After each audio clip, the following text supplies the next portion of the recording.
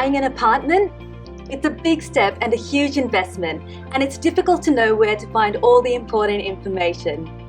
So we've asked some of the key people involved for their top tips on what to look out for. First up is a buyer's agent. Why? Because they work for you, the buyer. Their unique insight and experience with a wide range of properties means they can get a feel for the place quicker than most of us. Can you explain what a buyer's agent is and why I might need one? Absolutely. So a buyer's agent is a licensed real estate agent that acts for you, the buyer. And so the buyer actually pays the buyer's agent to make sure that they 100% represent their needs. So a good buyer's agent will A, help you avoid buying a dog or a lemon, and B, make sure that you don't pay too much for it.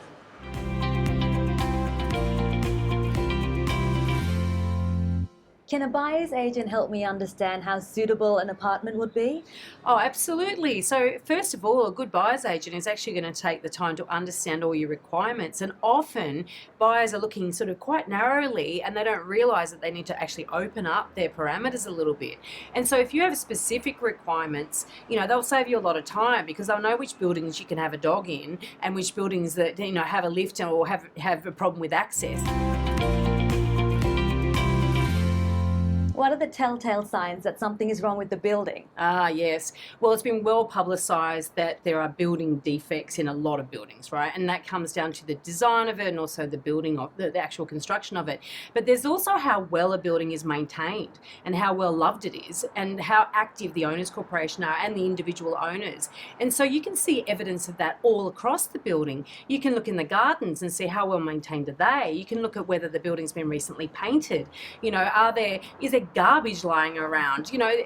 Those sorts of signs are really quite obvious, and that's a telltale, I guess, early warning sign or red flag for me that potentially this is not a great building to buy into.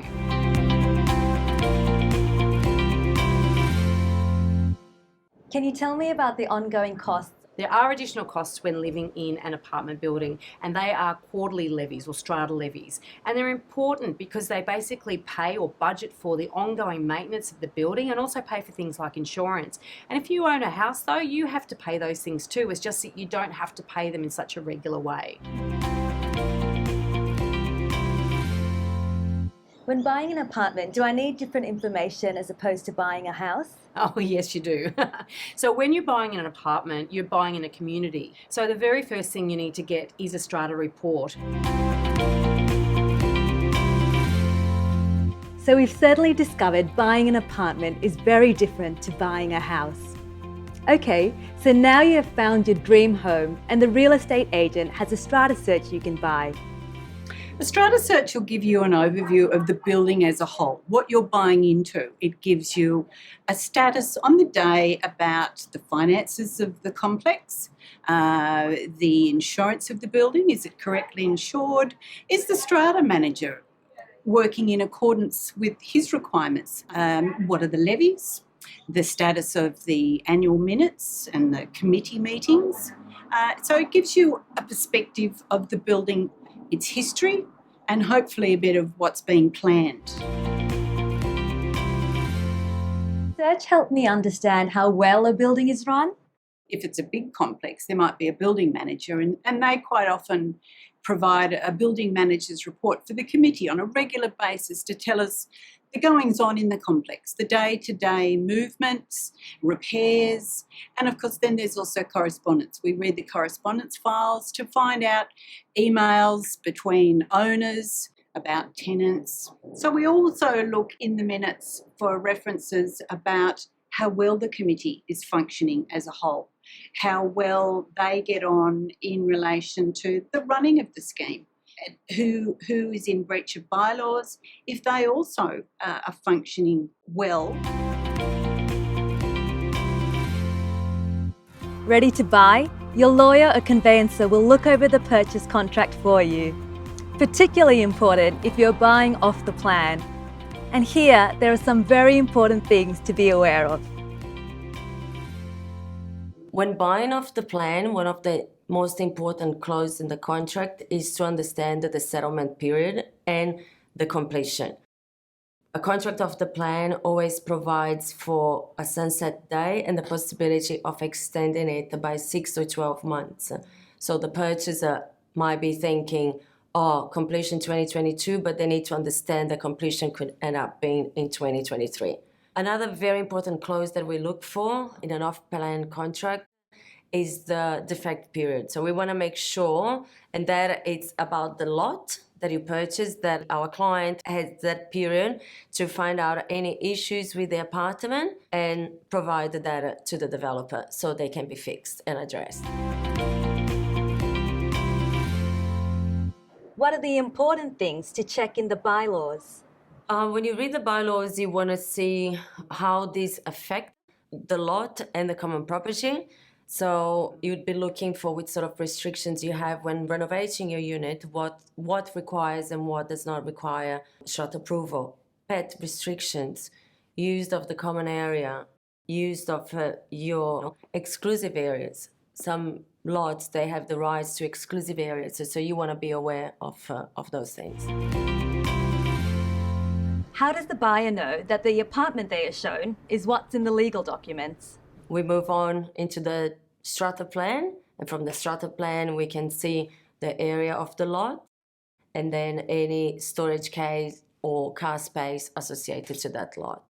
Another thing that we make sure, and we do it in our office, is to check the marketing materials. Sometimes you can see from there that it's advertised the usage of a garden, and we want to make sure that that is also reflected in the contract for sale. The strata report, sometimes it's more important than the contract for sale itself. It's hard to avoid all that stuff about defects in apartment buildings in the media these days. If you're finding it all a bit confusing, you're not alone. Let's ask someone who knows about the most common kinds of defects in apartment buildings and what they could mean for you as a new owner. With all the talk about defects in apartment buildings, what should a buyer be looking for? So normally when you buy a house, you would often get a building inspection done to check on the condition of the house, so you know if you're going to have to carry out repairs. With units, the owners' corporation's under an obligation to maintain the common property, and it should be aware of any problems that there are. So I would recommend getting a pre-purchase strata inspection. One of the things you would look at is the minutes of general meetings and committee meetings for the last 2 or 3 years, and if there are any defects there, you should know what they are by looking at the minutes of those meetings. They should have been discussed there. The other thing that purchasers need to be aware of is special levies. If a special levy is struck to fix defects, if it's struck before the date of the contract, normally the vendor is liable for it. If it's struck after exchange, then the purchaser is liable. So the purchaser has to be careful. If there are defects that the owners' corporation is aware of and it might strike a levy, that is something that a purchaser should definitely take into account. What are the major defects that can cost a lot of money? So cladding is certainly one of the major defects that's been in the news a lot lately. All different types of water ingress tend to be expensive to rectify because they usually involve demolition. Anything else involving demolition to rectify it, which might be the floors or the ceiling that you need to pull out to get to the defect, and any defect that involves a person moving out so that the owners' corporation can have access to their unit. And which of these are the most common? It will be a recurring theme, but I'll come back to waterproofing as the most common that we have to deal with. Okay, great. Thank you. Buying an apartment is very different to buying a house. As an apartment owner, you will become part of the owner's corporation. The owner's corporation is responsible for the upkeep of the building and all its facilities. And this is what your levies will pay for. Our experts' top tips to help guide your decisions are: check out the whole building, see how well cared for it is, understand the bylaws, they'll tell you what you can and cannot do. Find out what's been going on, a strata search will tell you about problems. Look at the financials, understand if the building has adequate funds. Investigate defects, you're looking to see if there's anything seriously wrong. Hope that's been really helpful to you.